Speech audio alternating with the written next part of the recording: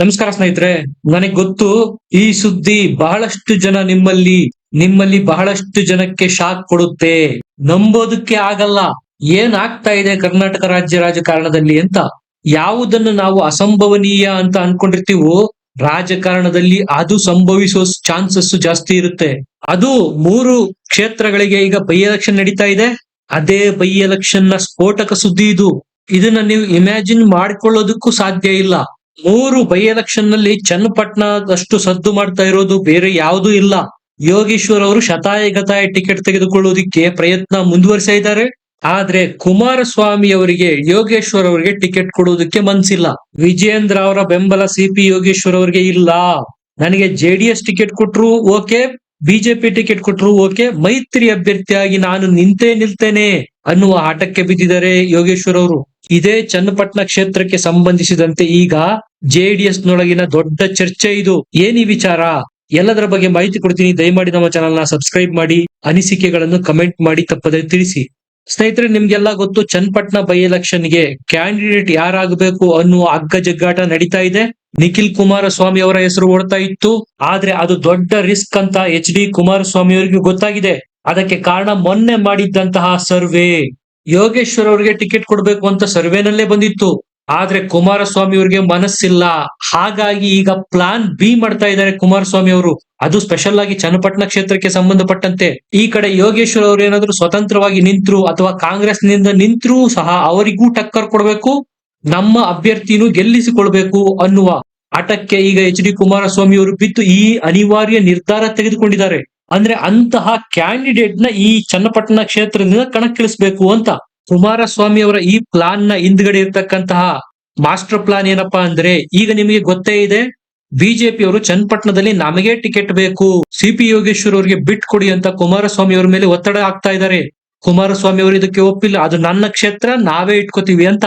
ಅದಕ್ಕೆ ಬಿಜೆಪಿ ಅವರು ಕೌಂಟರ್ ಕೊಟ್ಟಿರೋದೇನು, ಕಳೆದ ಲೋಕಸಭಾ ಚುನಾವಣೆಯಲ್ಲಿ ಮಂಡ್ಯ ಮತ್ತು ಕೋಲಾರ ಕ್ಷೇತ್ರದಲ್ಲಿ ನಾವು ಗೆದ್ದಿದ್ವಿ, ಆದ್ರೂ ಸಹ ನಿಮಗೆ ಬಿಟ್ ಕೊಟ್ವಿ ಅವೆರಡನ್ನು.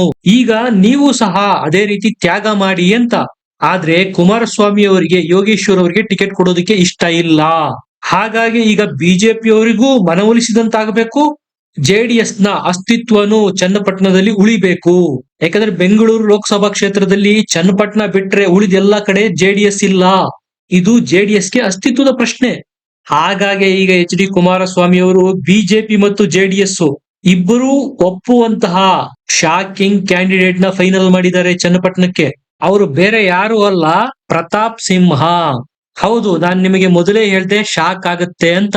ಯಾರೂ ಊಹೆ ಮಾಡ್ಲಿಕ್ಕಿಲ್ಲ. ಪ್ರತಾಪ್ ಸಿಂಹ ಈಗ ಜೆಡಿಎಸ್ ಸೇರಲಿದ್ದಾರೆ. ಚನ್ನಪಟ್ಟಣದಿಂದ ಮೈತ್ರಿ ಅಭ್ಯರ್ಥಿ ಸಹ ಆಗಲಿದ್ದಾರೆ. ಜೆಡಿಎಸ್ ನ ಆ ಭಾಗದ ಮುಖಂಡರುಗಳು HD ಕುಮಾರಸ್ವಾಮಿ ಅವ್ರನ್ನ ಮೀಟ್ ಮಾಡಿದ್ದಾರೆ. ಆ ಕಡೆ ಸಿಪಿ ಯೋಗೇಶ್ವರ್ ಅವ್ರಿಗೂ ಟಕ್ಕರ್ ಕೊಡ್ಬೇಕು, ಕಾಂಗ್ರೆಸ್ನು ಎದುರಿಸಬೇಕು ಅಂತ ಸಮರ್ಥ ಅಭ್ಯರ್ಥಿ ಅದೇ ಸಮುದಾಯಕ್ಕೆ ಸೇರಿರ್ತಕ್ಕಂಥವ್ರು ಆಗಬೇಕು. ಹೇಗಿದ್ರು ಪ್ರತಾಪ್ ಸಿಂಹ ಅವರು ಒಕ್ಕಲಿಗ ಸಮುದಾಯಕ್ಕೆ ಸೇರ್ತಾರೆ, ಅವರನ್ನು ತಂದು ಇಲ್ಲಿ ಯಾಕೆ ಅಭ್ಯರ್ಥಿ ಮಾಡಬಾರದು? ಬಿಜೆಪಿ ಮತ್ತು ಜೆಡಿಎಸ್ ಎರಡೂ ವೋಟ್ಗಳು ಕ್ರೋಢೀಕರಣಗೊಳ್ಳುತ್ತೆ, ಸುಲಭವಾಗಿ ಕಾಂಗ್ರೆಸ್ ಅಭ್ಯರ್ಥಿನ ಸೋಲಿಸಬಹುದು ಅನ್ನುವ ಲೆಕ್ಕಾಚಾರ ಈಗ ಜೆಡಿಎಸ್ ಮುಖಂಡರದ್ದು. ಇದಕ್ಕೆ ಕುಮಾರಸ್ವಾಮಿ ಅವರು ಈಗ ಗ್ರೀನ್ ಸಿಗ್ನಲ್ ಕೊಡುವ ಎಲ್ಲ ಸಾಧ್ಯತೆಗಳು ಇದಾವೆ. ಸ್ನೇಹಿತರೆ, ಇದ್ರ ಹಿಂದೆ ಇರ್ತಕ್ಕಂಥ ಲಾಜಿಕ್ ಏನಪ್ಪಾ ಅಂದ್ರೆ, ಡಾಕ್ಟರ್ CN ಮಂಜುನಾಥ್ ಅವರನ್ನ ಬೆಂಗಳೂರು ಗ್ರಾಮಾಂತರ ಕ್ಷೇತ್ರಕ್ಕೆ ಬಿಜೆಪಿಗೆ ಕಳಿಸಿ ಮೈತ್ರಿ ಅಭ್ಯರ್ಥಿಯಾಗಿ ಮಾಡಿ ಗೆಲ್ಲಿಸಿಕೊಂಡು ಬಂದ್ರು.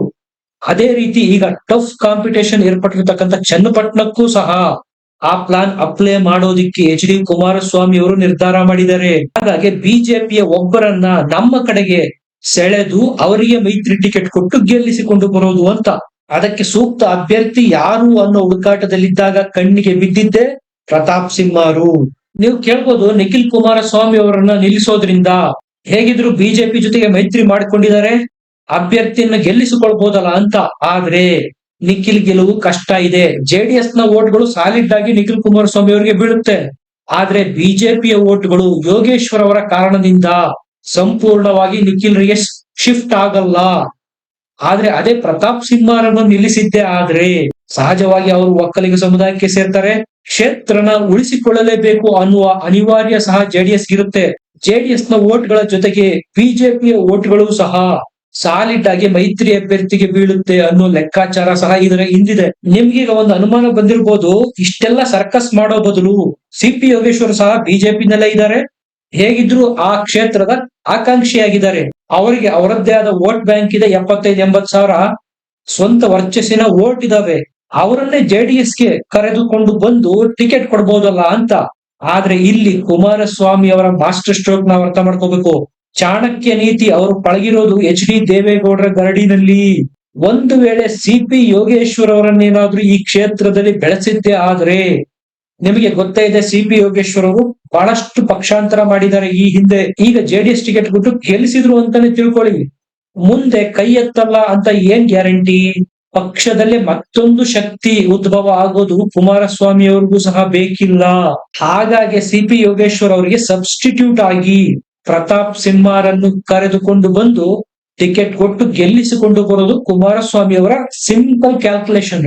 ಆ ಕಡೆ ಸಿ.ಪಿ. ಯೋಗೇಶ್ವರ್ ಅವರನ್ನ ಸೈಡ್ ಲೈನ್ ಮಾಡ್ದಂಗಾಗತ್ತೆ, ಈ ಕಡೆ ಬಿಜೆಪಿ ಅವರಿಗೆ ಟಿಕೆಟ್ ಸಿಗಬೇಕಾಗಿತ್ತು ಅನ್ನುವ ಬಿಜೆಪಿ ಕಾರ್ಯಕರ್ತರ ಅಳಲೇನಿತ್ತು, ಅದು ಪ್ರತಾಪ್ ಸಿಂಹರ ಮೂಲಕ ಪೂರ್ಣಗೊಂಡಂತಾಗತ್ತೆ.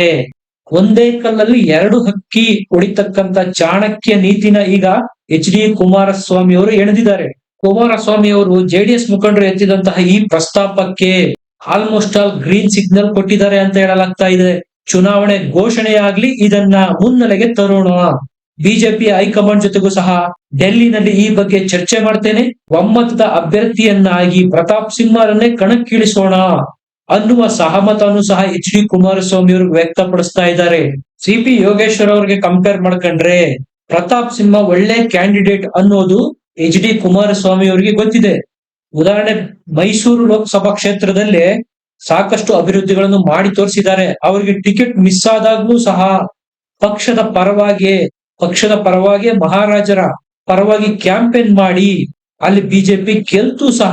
ಸೇಮ್ ಯಥಾವತ್ತು ಬೆಂಗಳೂರು ಗ್ರಾಮಾಂತರದಲ್ಲಿ ಏನು ಫಾರ್ಮುಲಾ ಅಪ್ಲೈ ಮಾಡಿದ್ರು ಸಿ.ಎನ್. ಮಂಜುನಾಥ್ ವಿಚಾರದಲ್ಲಿ, ಅದೇ ರೀತಿಯ ಫಾರ್ಮುಲಾನ ಈಗ ಚನ್ನಪಟ್ಟಣಕ್ಕೆ ಅಪ್ಲೈ ಮಾಡೋದಕ್ಕೆ ಎಚ್.ಡಿ. ಕುಮಾರಸ್ವಾಮಿ ಅವರು ಅಖಾಡ ಸಿದ್ಧ ಮಾಡಿದ್ದಾರೆ.